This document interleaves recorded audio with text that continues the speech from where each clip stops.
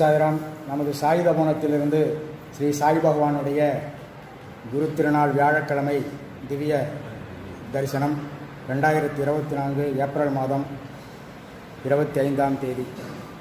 சாயின் அருளாற்றல் தங்களுக்கும் தங்கள் அன்பு குடும்பத்திற்கும் இரவும் பகலும் எல்லா நேரங்களிலும் எல்லா இடங்களிலும் எல்லா தொழில்களிலும் உறுதுணையாகவும் பாதுகாப்பாகவும் வழிநடத்தியாகவும் வாழ்நாள் முழுமைக்கும் அமையுமாக.